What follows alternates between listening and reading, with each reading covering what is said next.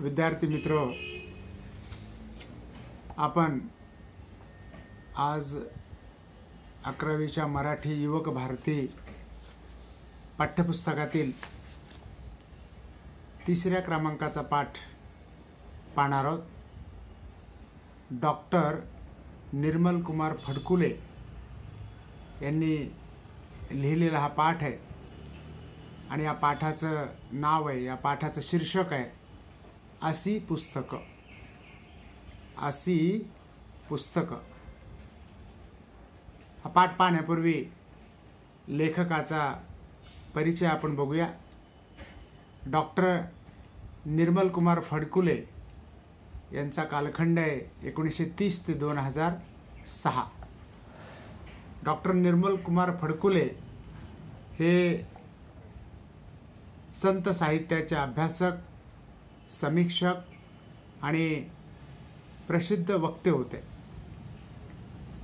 मराठी आणि आपल्या महाराष्ट्राला, आपल्या देशाला एक मोठी अशी संत परंपरा लाभलेली आहे। संत परंपरा ही ज्ञानेश्वरांपासून चालत येते। ज्ञानदेवे रचिला पाया, उभारिले देवालया। 12व्या शतकापासून तर आधुनिक काळातील संत तुकारामांपर्यंत, समर्थ रामदासांपर्यंत, एकनाथांपर्यंतची परंपरा आहे। त्याच्या संत साहित्याचा अभ्यास लेखकाने केलेला आहे। समीक्षण म्हणजे त्याचं वाङ्मयाच्या दृष्टीने जे मूल्य ते त्यांनी चित्रित केलेले आणि प्रसिद्ध वक्ते म्हणून ते होते। उत्तम असं ते बोलायचे। त्यांनी लिहिलेली अनेक स्वतंत्र व संपादित पुस्तकं प्रसिद्ध आहेत। हे पुस्तकाची नाव या ठिकाणी दिलेली आहेत बघा। कल्लोळ अमृताचे, चिंतनाच्या वाटा, प्रिय आणि अप्रिय, सुखाचा परिमळ, हे त्यांचं साहित्य, ही त्यांची पुस्तकं प्रसिद्ध आहेत। त्याचबरोबर संत कवी तुकाराम एक चिंतन, संत चोखामेळा आणि समकालीन संतांच्या रचना, संताची या भेटी, संत विनेचा झंकार, संत तुकारामांचा जीवन विचार, ही संत साहित्याचा अभ्यास मांडणारी पुस्तकं आणि समाज परिवर्तनाची चळवळ काल आणि आज, साहित्यातील प्रकाशधारा, हे लेखसंग्रह त्यांचे प्रसिद्ध आहेत। संत साहित्य हा त्यांच्या विशेष आस्थेचा विषय होता। आस्था म्हणजे आपुलकी, आत्मीयता, जिव्हाळा त्यांना संत साहित्याबद्दल वाटायचं। प्रबोधनातील पाऊलखुणा आणि निवडक लोकहितवादी या संपादित पुस्तकातून 19व्या शतकातील सुधारणाविषयक चळवळी संबंधीचा त्यांचा व्यासंग प्रकट होतो। भैरूच रतन दमाणी या पुरस्काराने त्यांना सन्मानित केलेलं होतं। तर अशा या लेखकानं हा जो पाठ लिहिलेला आहे, या पाठामध्ये लेखकानं पुस्तकांचं महत्त्व सांगितलेलं आहे, वाङ्मयाचं, साहित्याचं महत्त्व सांगितलेलं आहे की माणसाच्या जडणघडणीमध्ये पुस्तकाची भूमिका ही महत्त्वाची असते। पुस्तकांचे महत्त्व वर्णन करताना पुस्तक वाचनाचा व्यापक दृष्टिकोन लेखकानं व्यक्त केलेला आहे। भरपूर असं पुस्तक वाचन आपण केलं पाहिजे, पुस्तकं वाचली पाहिजेत। कारण पुस्तकं काय करतात, जन्मभर माणसाला भावनिक सोबत करत राहतात आणि जगण्याची हिंमत वाढवतात। ही मानवी जीवन आनंदी आणि अर्थपूर्ण करण्याचं काम पुस्तकं करत असतात, हा विचार लेखकाने या पाठातून व्यक्त केलेला आहे। जगातील सौंदर्यपूर्ण वस्तू म्हणजे पुस्तक आहे, हा व्यापक दृष्टिकोन लेखक या पाठातून सांगतोय। पहा, पाठामध्ये क्रमाक्रमानं हा पाठ आपण बघणार आहोत। आज आपली पहिली तासिका होईल, कदाचित 2 तासिका किंवा 3 तासिका या 2 तासिका या पाठासाठी लागू शकतात। पहा लेखक काय म्हणतो। काही पुस्तकं आपल्याला झपाटून टाकतात। अंतःकरणात भावनांची प्रचंड खळबळ उडून देण्याची त्यांच्या शक्ती असते। अशी पुस्तकं कधी विसरता येत नाहीत। दीर्घकाळ टिकणाऱ्या सुगंधाप्रमाणे ती पुस्तकं मनात दरवळत राहतात। उत्तम साहित्य कृतींचं वाचन करत राहणं यासारखं दुसरं उत्तेजक आणि आनंददायक काही असेल का? मॅकबेथ आणि किंग लिअर या नाटकातले काही संवाद इतके काव्यात्मक, इतके अर्थगर्भ आणि इतके भावस्पर्श आहेत की प्रत्येक वाचनाच्या वेळी अधिक उत्कट अनुभूती देत राहतात. अशा वाचनाची नशा काही और असते. सुखाविषयीच्या माझ्या कल्पनेतून पुस्तकं वगळली तर सारं सुख संपुष्टात आलं असं म्हणावं लागेल. जवळचे मित्र दुरावतात. ज्यांच्यावर प्रेम केलं त्यांनाही त्या प्रेमाची विस्मृती होते आणि वैराचा अग्नी ते पेटत ठेवतात. हातात आलेला पैसा कसा आणि केव्हा नाहीसा होतो ते कळतही नाही. पण पैसा आणि माणसं यांच्याप्रमाणे पुस्तकं कधीच विश्वासघातकी नसतात, असत नाहीत. त्यांना स्पर्श करण्याचा अवकाश भावनांनी आणि विचारांनी ओसरणारं आपलं अंतःकरण ते उघडं करतात. माझ्या अंतरंगात त्या थोर लेखकानं साठवलेले हे भांडार तुझंच आहे. जे आवडेल ते खुशाल घेऊन जा, असंच जणू पुस्तकं आपल्याला सांगत असतात. पुस्तकावर अत्यंतिक प्रेम करणारी माणसं मी पाहिली आहेत. आपल्या कपाटात जीवापाड जपून ठेवलेलं पुस्तक दुसऱ्याला देताना ती अगदी व्याकुळ झालेली असतात. काही पुस्तकं आपल्याला झपाटून टाकतात, हे लेखक या ठिकाणी म्हणजे वेड लावतात. एक छंद, वाचनाचा लेखकाला एक छंद असतो, तो छंद लेखक जोपासतो. अशा अनेक लोक लेखकांना पाहिले की त्यांना वाचनाचा खूप छंद आहे. अंतःकरणामध्ये भावनांची प्रचंड खळबळ उडून देण्याची क्षमता या पुस्तकामध्ये असते. तशी शक्ती असते. ज्याप्रमाणे सुगंध दीर्घकाळ टिकत राहतो तशी मनामध्ये ही पुस्तकं दरवळत राहतात. उत्तम साहित्यकृती वाचत राहणं यासारखं उत्तेजक आणि आनंददायक दुसरं काही नाही, असं लेखकाने या ठिकाणी वर्णन केलेलं आहे. मॅकबेथ आणि किंग लिअर ही शेक्सपियर यांची प्रसिद्ध नाटक आहेत. शेक्सपियर हा सुप्रसिद्ध इंग्रजी कवी आणि नाटककार होऊन गेला. त्यांनी लिहिलेली त्या ठिकाणी 2 नाटकं आहेत, मॅकबेथ आणि किंग लिअर. याच्यामध्ये असलेले जे संवाद आहेत ते काव्यात्मक आणि अर्थगर्भ आहेत. ते भावस्पर्शी आहेत, मनाला भावतात आणि प्रत्येक वाचनाच्या वेळी उत्कट अनुभूती देत राहतात.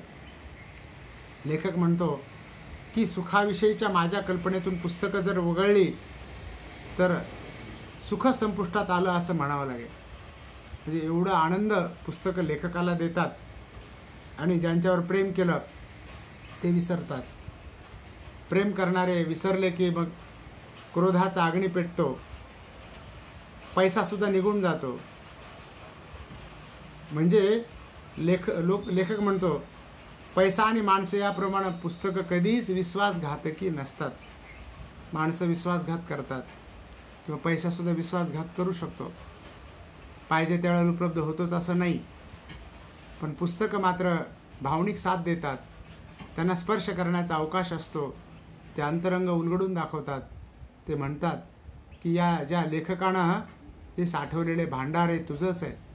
जे आवडेल ते खुशाल घेऊन जा, असं आत्यंतिक भावना या पुस्तकामध्ये असते. आणि मग लेखक म्हणतो की पुस्तकावर प्रेम करणारे अनेक माणसं मी पाहिली. एकदा एका ग्रंथप्रेमी वाचकाकडून 2 दिवसासाठी एक पुस्तक मी वाचायला आणलं होतं. ते देताना तो ग्रंथप्रेमी मला काकुळतीने सांगत होता, अतिशय काळजीपूर्वक वापरा. दुसऱ्याच्या हाती देऊ नका. पुस्तकाची पानं मुडपू नका. कोणताही मजकूर पेन्सिलीनं किंवा शाईनं अधोरेखित करू नका.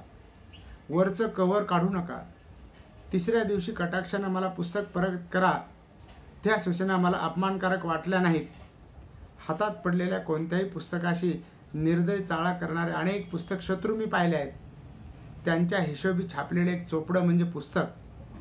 त्याला कसलं महत्त्व द्यायचं? पुस्तकाचा उपयोग तरी किती? भूक लागल्यावर ते शिजवून थोडंच खाता येतं. वेडे लोक वाङ्मयात अनेक रस असतात असं म्हणतात. तहान लागल्यावर तुमच्या कालिदासाच्या शाकुंतलातील रस पिणं शक्य आहे का? फार तर एकदा वाचावं किंवा चाळावं आणि मग येईल त्या भावानं फुंकून टाकावं, ही विचारसरणी अनेकांची असते. पण त्या पुस्तक प्रेमीनं मला ज्या अटी घातल्या होत्या त्या खरोखरच अत्यंत संयुक्तिक होत्या. बघा, लेखकानं एकदा एका पुस्तक प्रेमी म्हणजे ज्याला पुस्तकाची आवड आहे अशा व्यक्तीकडून एक पुस्तक वाचायला मागितलं आणि त्या व्यक्तीनं दिलं, पण काकुळतीला तो आला, कारण त्याचं पुस्तकावर खूप प्रेम होतं. पुस्तक देताना त्यानं काही सूचना लेखकाला दिल्या, काळजीपूर्वक वापरा, दुसऱ्याला देऊ नका, किंवा पेन्सिलीने किंवा शाईनं त्याच्यामध्ये काही लिहू नका, कवर काढू नका. आणि तिसऱ्या दिवशी मला ते पुस्तक कटाक्षानं परत करा. लेखकाला एवढ्या सूचना दिल्या. लेखकाला त्या पुस्तकाची आवड होती. लेखकाला या सूचनाचं काही वाईट वाटलं नाही. पण अनेक पुस्तक शत्रू असतात, त्यांना वाचनाचा छंद नसतो किंवा त्यांना पुस्तकं आवडत नाहीत. त्यांच्या दृष्टीने एक चोपडं असतं, म्हणजे काहीतरी लिहिलेलं त्याच्यामध्ये, त्याला कसलं महत्त्व द्यायचं आहे. भूक लागल्यावर पुस्तकं थोडंच खाता येत आहे. किंवा साहित्यामध्ये रस असतात, मग शाकुंतल नाटकातील रस पिणं थोडं शक्य आहे. काही वाचावं, चाळावं आणि तर नंतर ते आलेल्या भावामध्ये फुंकून टाकावं, अशी काही जणांची विचारसरणी असते. म्हणजे काही जण हे पुस्तक शत्रू असतात, त्यांना पुस्तकाचा छंद नसतो असं लेखक या ठिकाणी म्हणतो. माझ्या हाती पुस्तक देताना त्यानं त्यावरून मायेनं अलगद हात फिरवला. मी त्याला म्हणालो, कसलीही काळजी करू नका. माझ्या घरीसुद्धा तुमच्या पुस्तकाला माहेरी आल्यासारखं वाटेल. त्याला सासुरवास सहन करावा लागणार नाही. ते अगदी योग्य स्थळी तुम्ही देत आहात. तो हसला. त्याचं समाधान झालं असावं. मी म्हणालो, एका संस्कृत सुभाषितात म्हटलं आहे, मूर्ख हस्ते न दातव्यम एवं वदती पुस्तकम. मूर्खाच्या हाती मला देऊ नका, असं पुस्तकाचं म्हणणं आहे. माझ्या हाती ते देताना तुम्हाला माझ्या शहाणपणाबद्दल शंका आली नाही ना? आता तो खळखळून हसला आणि म्हणाला, अहो, दुधानं तोंड पोळल्यामुळे मी ताक फुंकून पितो. काही दिवसापूर्वी एका कवीनं माझी 2 पुस्तकं नेली. मी 15 दिवस वाट पाहिली. पुस्तकं मागायला गेलो तेव्हा त्यानं चक्क कानावर हात ठेवले. आपण पुस्तकं आणलीच नाहीत असं त्याचं म्हणणं आहे. आता काय करणार? पुस्तकं गिळंकृत करणं म्हणजे माझ्या दृष्टीने भयानक प्रकार आहे. तेव्हापासून मी ठरवून टाकलं की प्रत्यक्ष परमेश्वर आला तरी त्याला पुस्तक द्यायचं नाही. माझी पुस्तकं हीच माझी अपत्य. वाचायला भरपूर ग्रंथ असले तर मी जन्मठेपेची शिक्षासुद्धा आनंदानं सहन करेल, पण पुस्तकं नसतील तर राजवाडासुद्धा मला स्मशानासारखं वाटेल. सहज माझ्या मनात विचार आला, असे निष्ठावंत वाचक आता दुर्मिळ झाले. बघा, लेखक या ठिकाणी वर्णन करतो. एका निष्ठावंत वाचकाचं मत लेखकाने या ठिकाणी सांगितले. त्या वाचकानं लेखकाला पुस्तक दिलं आणि त्या पुस्तकावर त्यानं मायेनं हात फिरवला. लेखक त्याला म्हणतो की तुम्ही काळजी करू नका, माझ्या घरी सुद्धा तुमच्या पुस्तकाला माहेरी आल्यासारखं वाटेल. लेख माहेरी येते त्यावेळेस तिला ते आपलंसं वाटत असतं. त्याप्रमाणे पुस्तक सुद्धा आपल्याला आपलंसं वाटेल किंवा पुस्तकाला सुद्धा वाटेल की मी माहेरी आलेलो आहे. त्याला सासुरवास सहन करावा लागणार नाही.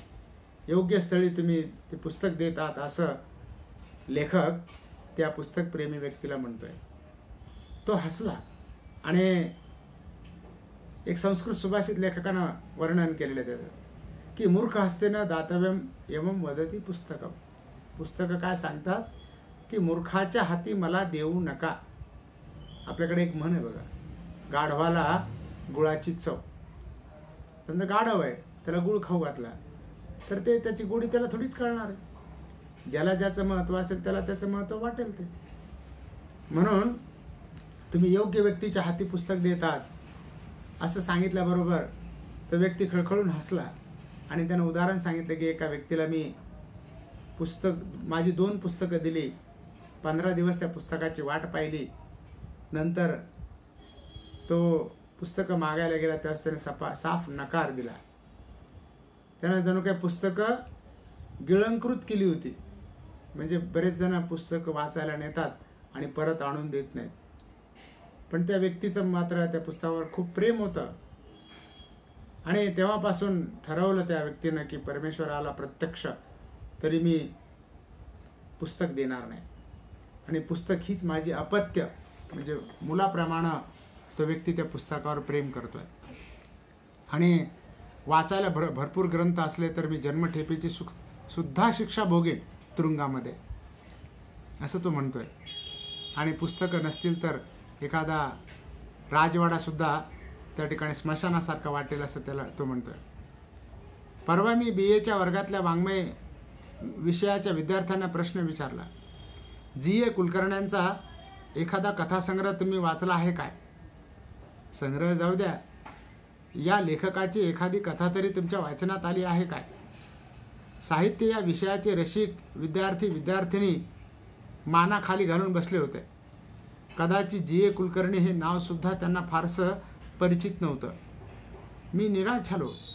एका आधुनिक श्रेष्ठ कथा लेखकाचं नावही सुशिक्षितांच्या अभ्यासकांच्या कानापर्यंत पोहोचलं नाही, या कर्माला काय म्हणावे.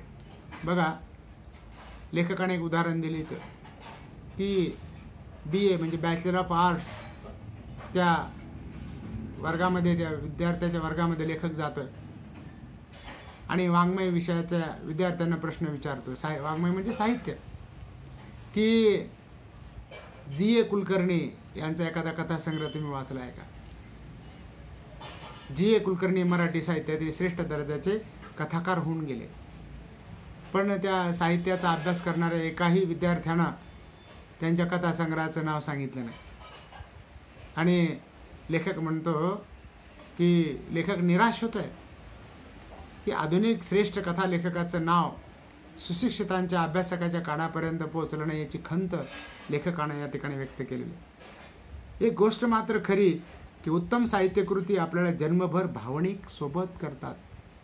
उत्तम साहित्य असतं ते जन्मभर आपल्याला भावनिक सोबत करतात, मनाला धीर देतात, जीर्ण होत चाललेल्या जीवनशैलीला चैतन्यानं नाव घालतात, मनातल्या अंधाराला उजेडाची स्वप्न दाखवतात. काही दिवसापूर्वी 80 वर्षाचे एक साहित्यप्रेमी सद्गृहस्थ भेटले. मी त्यांना सहज विचारलं, सध्या कशाचं वाचन चाललं आहे? ते म्हणाले, गेले 2 दिवस मेघदूत वाचत होतो. नुकतंच ते संपवलं. आता टॉलस्टॉयची ॲना कॅरेनिना ही कादंबरी हाती घेतली आहे.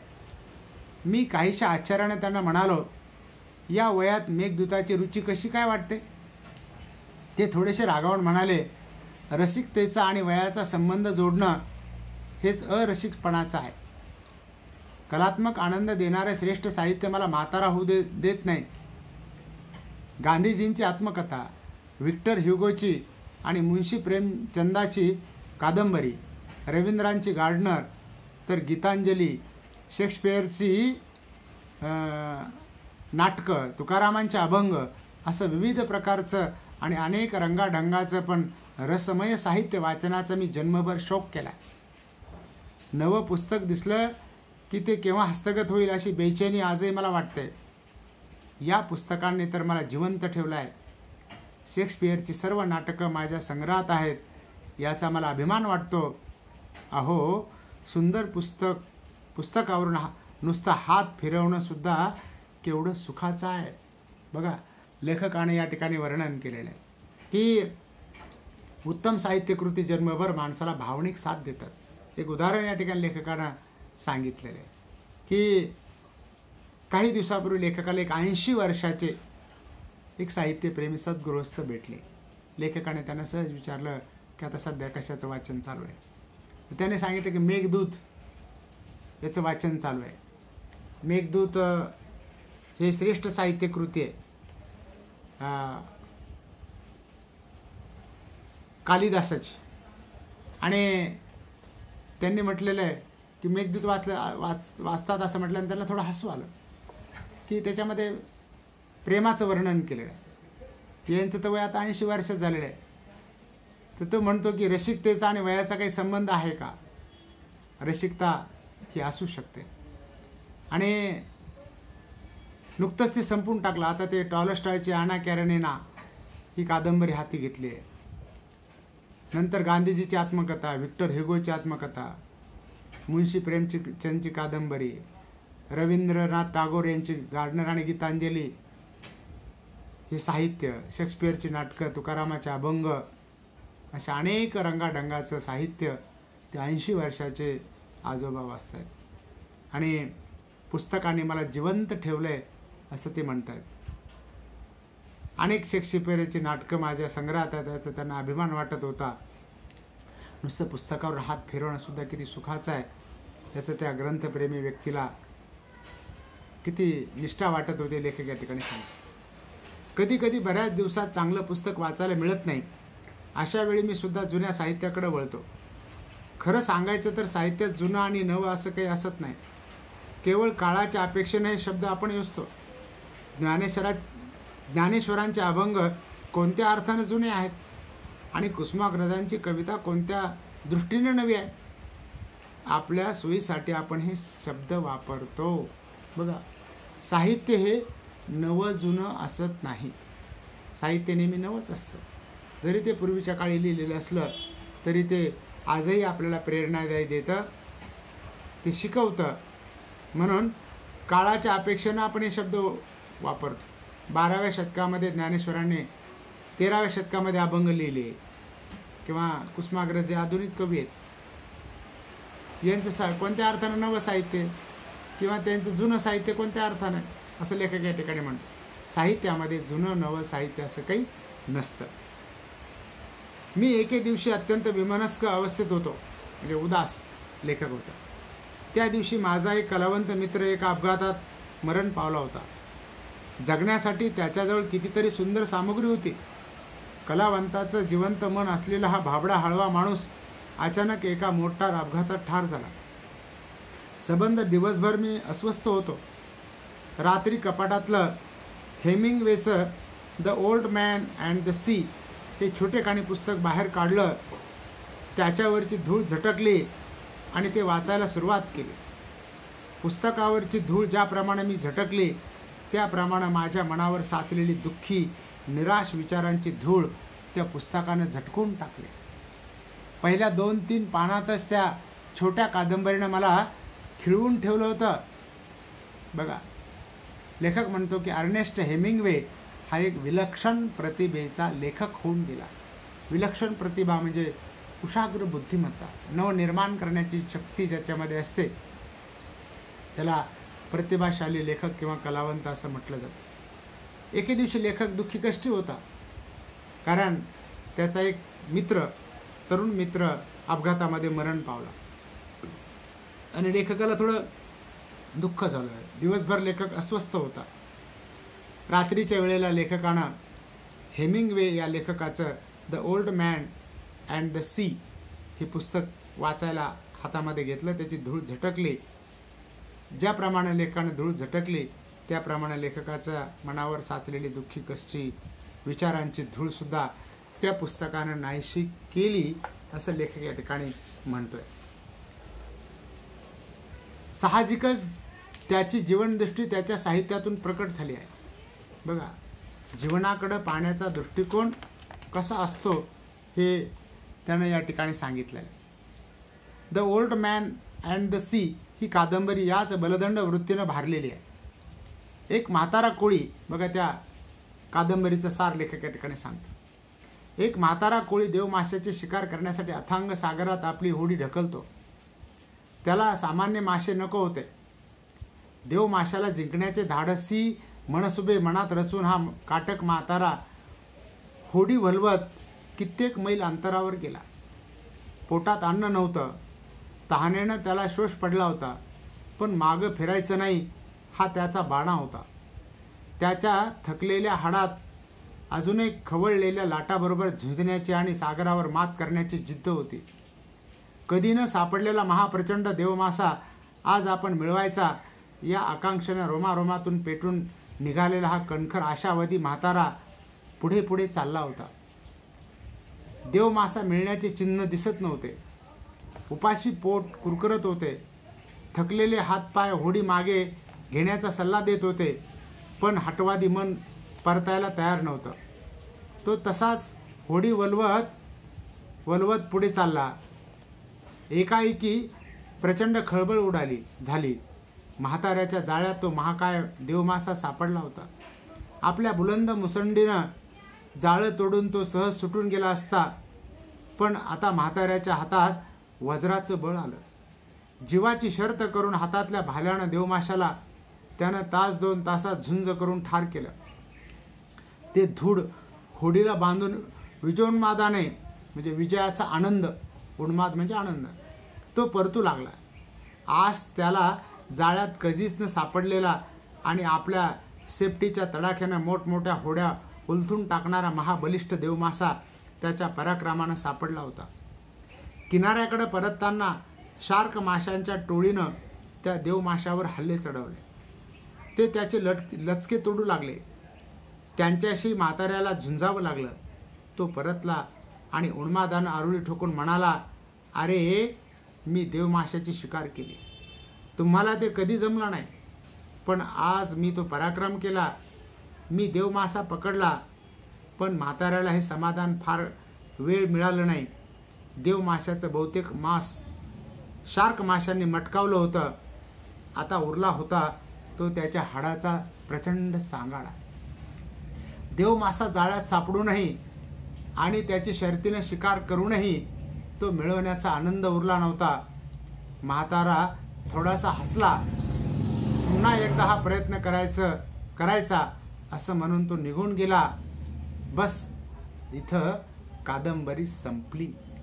बघा, एका कादंबरीचं कथानक लेखकाने या ठिकाणी सांगितलेलं आहे. The old man and the sea. 80 वर्षाचा हा म्हातारा कोळी त्या ठिकाणी देवमाशाची शिकार करण्यासाठी समुद्रामध्ये जातोय. हा दुर्मिळ मासा आहे. सहसा तो जाळ्यामध्ये पकडला जात नाही. तो मोठ्या कष्टानं पकडून आणतो, पण वाटेमध्ये शार्क मासे त्याला खाऊन टाकतात. आणि लेखक म्हणतो त्या कथेमध्ये शेवटी सांगितलेलं आहे की त्यानं ती शिकार केली. जाळ्यात तो देवमासा पकडला, परंतु शेवटपर्यंत त्याला पूर्ण देवमासा त्या ठिकाणी पकडता आला नाही. शार्क माशाने तो खाऊन टाकला. त्याच्या जीवनामध्ये किती संघर्ष आहे. शेवटी सांगाडा त्याचा राहिला, त्या देवमाशाचा. शार्क माशाने सगळं मांस त्याचं देवमाशाचं खाऊन टाकलं होतं. तरी तो म्हातारा थोडासा हसला. पुन्हा एकदा प्रयत्न करायचे असं ठरवलं त्यानं. ही कादंबरी इथं संपलेली आहे. कथेचा, या कादंबरीचा सार लेखकाने या ठिकाणी या पाठामध्ये थोडक्यामध्ये सांगितलेला आहे. बस, इथं कादंबरी संपली. पण यातून हेमिंग्वेला काय सांगायचं आहे? अति बलाढ्य, क्रूर नियती आणि दुबळा महत्वाकांक्षी माणूस यांच्यात हजारो लाखो वर्षापासून कधीच न संपणारे एक सनातन व चिरंतर द्वंद्व युद्ध चालू आहे. बघा की नियती कशी आहे, बलाढ्य आहे. नियती पुढे माणसाला हात टेकावे लागतात. माणसाची शेवटी हार होते. ही क्रूर आहे. माणूस मात्र दुबळा आहे, पण महत्वाकांक्षी आहे. आणि हे संघर्ष मात्र चिरंतन चालू आहे. हे सत्य लेखकाने या कथेमध्ये सांगितलेलं आहे. नियती जबरदस्त असेल, पण दुबळ्या माणसात अदम्य आकांक्षेची आणि संघर्षशीलतेची ज्वाला पेटलेली आहे. बघा की नियती पुढे हार मानावी लागते माणसाला. पण सामान्य मनुष्य सुद्धा दुर्दम्य इच्छेनं किती पेटून उठलेला असतो, किती संघर्ष करतो, हे वर्णन या कादंबरीमध्ये आहे. जयष्णू वृत्तीनं तो माणूस आपल्या प्रारब्धाशी झगडत असतो. आपल्याला जे मिळणारच आहे हा फार मोठा प्रचंड आत्मविश्वास त्याला असतो. आत्मविश्वासासारखी दुसरी दैवी शक्ती नाही. आपल्यामध्ये आत्मविश्वास जोपर्यंत आहे तोपर्यंत आपल्याला यश मिळतं. म्हणून निष्ठुर नियती त्याला हुलकावण्यात देत असली तरी, त्याचा तेजोभंग करत असली तरी, एक क्षण असा येणार आहे की दुर्बल वाटणारा माणूस नियतीला पराभूत करून विजयाच्या सिंहासनावर निश्चित बसणार आहे. असं तर हेमिंग्वेला सुचवायचं नाही ना. बघा, नियती किती क्रूर असली तरीही त्या ठिकाणी दुर्बल वाटणारा माणूस नियतीला पराभूत करू शकेल, विजय प्राप्त करू शकेल. ते काही असो, पण या छोट्या कादंबरीने माझ्या मनातलं वैफल्य आणि उद्विग्नता पार धुवून टाकली. लेखकाला जे निराश वाटलं होतं, लेखकाचा मित्र अपघातामध्ये गेल्यामुळं, ती उद्विग्नता, ते दुःख, ती नष्ट झालेलं आहे, धुवून टाकलेलं आहे. मी पुन्हा ताजा टवटवीत झालो आणि मनाशी म्हणालो, जगण्या मरण्याचा खेळ तर अखंड चाललेलाच आहे. मरणाच्या जाळ्यात आपण सापडायचं नाही. नियतीनं जाळं टाकलं तरी ते तोडून फेकून द्यायचं आणि जीवनाच्या अथांग सागरात स्वैर संचार करायचा. बघा, जगणं मरणं ते चालूच आहे, नियतीचा खेळ आहे. म्हणून समर्थ रामदासांनी म्हटलं, मरणाचे स्मरण असावे, भय कदापि नसावे. माणसाला मरणाची जास्त भीती वाटते. बघा, हेमिंग्वेला कदाचित हीच भूमिका अभिप्रेत असेल. त्याच्या कादंबरीनं मला झपाटून टाकलं हे मात्र खरं. अशी मंत्रमुग्ध करणारी, गदगदा हलवणारी, हृदयाला कडकडून दंश करणारी, आनंदाच्या आणि उन्मादाच्या अस्मानात बेहोस भराऱ्या घ्यायला लावणारी, हसवणारी आणि रडवणारी, जीवनाचा सुगंध उधळणारी नाना प्रकारची पुस्तकं वाचण्यात आणि त्यांच्या माध्यमातून महान लेखक कवींच्या अंतरंगाला भिडण्यात केवढा तरी आनंद सामावलेला आहे. अशी पुस्तकं जगण्याचा अर्थ सांगतात, जगण्याला एक सुवासिक स्पर्श देतात. या जन्मावर या जगण्यावर शतदा प्रेम करावे. जीवनात आनंद आहे, तो आपल्याला आनंद आपल्या अंतरंगामध्ये आहे, तो आपल्याला शोधता आला पाहिजे. म्हणून हृदयाला कडकडून दंश करणारी, आनंदाच्या आणि उन्मादाच्या आसमानात बेहोश भराऱ्या घ्यायला लावणारी अशी अनेक पुस्तकं असतात. जीवनाचा सुगंध उधळणारी ही पुस्तकं त्या लेखकाचं अंतरंग उलगडून दाखवत असतात. ललित आणि वैचारिक साहित्यातून मिळणारे अनुभव वैशिष्ट्यपूर्ण तर असतातच, पण त्यातून काही नव्या प्रेरणा वाचकाला आवाहित करतात. ललित म्हणजे ज्यामध्ये गोडवा आहे आणि वैचारिक म्हणजे ज्यामध्ये विचार आहे, पण त्यातून काही नव्या प्रेरणा वाचकाला आवाहित करतात. जीवन कसं आहे एवढंच सांगणं हे पुस्तकाचं काम नाही, तर ते कसं असावं हेही समर्थपणानं सांगणारी पुस्तकं आपल्याला जगण्याची हिंमत देतात. बघा, जीवनामध्ये हार मानता कामा नये. जीवनामध्ये आपण सतत कष्ट केले पाहिजे, संघर्ष केला पाहिजे आणि आनंदाने जीवन जगलं पाहिजे, हे लेखक पुस्तकाकडून शिकतोय. माणुसकीचा पक्ष घेऊन उभी राहिलेली, न्यायाचा जय जयकार करणारी, माणसाच्या पायातले साखळदंड तोडायला दंड ठुकटून उभी राहिलेली काही बंडखोर पुस्तकं मी जेव्हा वाचतो तेव्हा माणसावरचा विश्वास वाढायला लागतो की माणसानं माणसाप्रमाणे जगलं पाहिजे. म्हणून पुस्तकं वेळ घालवण्यासाठी वाचायची ही हास्यास्पद कल्पना मला चुकीची वाटते की टाइमपास म्हणून पुस्तकं वाचू नयेत. पुस्तकं आपल्याला घडवतात. बघा, पुस्तकामुळे आपण घडले जातो, बिघडले जात नाहीत. पुस्तक आपला संस्कार करतात, काही वेळा उद्ध्वस्तही करतात. उद्ध्वस्त म्हणजे बेचैन करतात. पुस्तकं म्हणजे प्रतिभावंताची, विचारवंतांची फुललेली स्वप्न असतात. जो विचारवंत असेल किंवा लेखक असेल, साहित्यिक असेल, त्याची स्वप्न त्याच्यामध्ये असतात. या स्वप्नातूनच उद्याचं वास्तव जन्माला येत असतं. म्हणूनच जगातल्या सौंदर्यपूर्ण वस्तूत मी तरी पुस्तकांचा समावेश करतो. सुंदर पुस्तकं असू शकतात, पुस्तकामध्ये सौंदर्य आहे, सुंदरता आहे. म्हणून लेखक या ठिकाणी म्हणतो की जगातल्या सुंदर वस्तूमध्ये मी पुस्तकांचा समावेश करतो. अशी पुस्तकं आनंदही देतात आणि दुःखही देतात. दुसऱ्यांच्या दुःखानं दुःखी होण्यासाठी मन व्यापक आणि उदार असावं लागतं. बघा, दुसऱ्याच्या दुःखानं दुःखी होण्यासाठी आपलं मन विशाल असावं लागतं, उदार असावं लागतं. ही किमया पुस्तकं करत आली आहेत.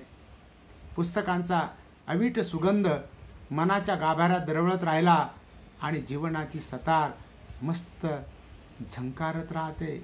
बघा, पुस्तकांचा अवीट सुगंध न विटणारा मनाच्या गाभाऱ्यामध्ये दरवळत राहायला पाहिजे. अशा प्रकारे सुंदर वर्णन लेखक या ठिकाणी करतोय. पुस्तकाचं महत्त्व सांगतोय, चांगल्या ग्रंथांचं महत्त्व सांगतोय. म्हणून आपण पुस्तकं वाचली पाहिजेत. हल्ली वाचनाचा छंद हा कमी झाला, दुर्मिळ झालेला आहे. म्हणून पुस्तकं आपल्याला भरभरून आनंद देतात, जीवनातील आत्मविश्वास वाढवतात, असा विचार लेखक या पाठामध्ये सांगतोय.